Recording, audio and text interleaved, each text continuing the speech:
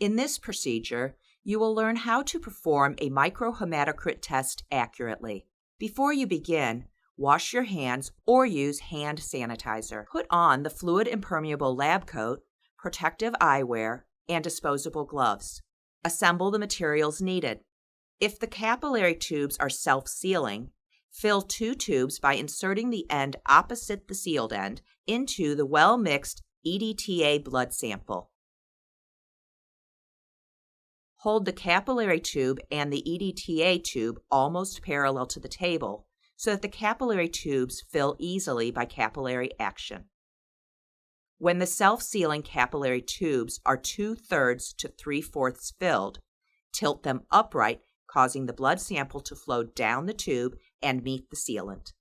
Continue to hold the tube vertical when the blood contacts the sealant for an additional 15 seconds.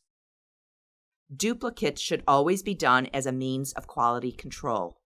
Wipe the outside of the tubes with clean gauze without touching the wet open end of the tube.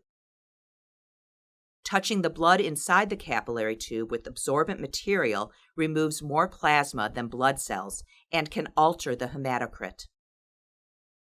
Place the tubes opposite each other in the centrifuge with the sealed ends securely against the gasket.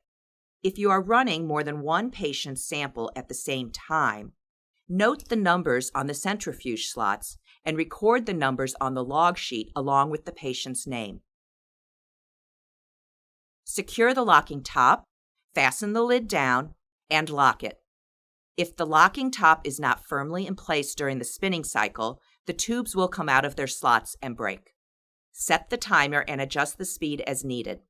The prescribed time is 3 to 5 minutes at 11,000 to 12,000 RPM. Check the manufacturer's instructions for time and speed. Allow the centrifuge to come to a complete stop.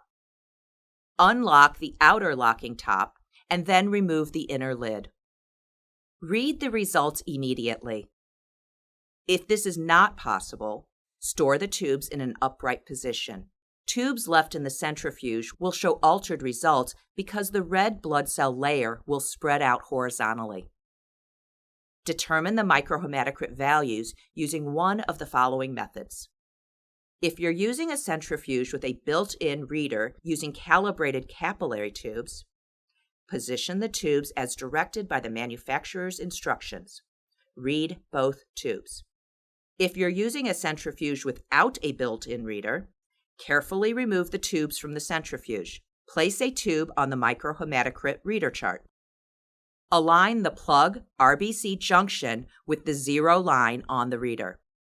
Align the plasma meniscus with the 100% line. The value is read at the junction of the red cell layer and the buffy coat. The buffy coat is not included in the reading. Results. Read both the tubes. Two values should For either not vary method, by more report than 2%. the average of the 2 results. The 2 values should not vary by more than 2%. Dispose of the capillary tubes in a biohazard sharps container. Disinfect the work area and properly dispose of all biohazardous materials. Remove your gloves and dispose of them appropriately. Remove your personal protective equipment. Wash your hands or use hand sanitizer. Record the results in the hematocrit patient log and document the results in the patient's medical record.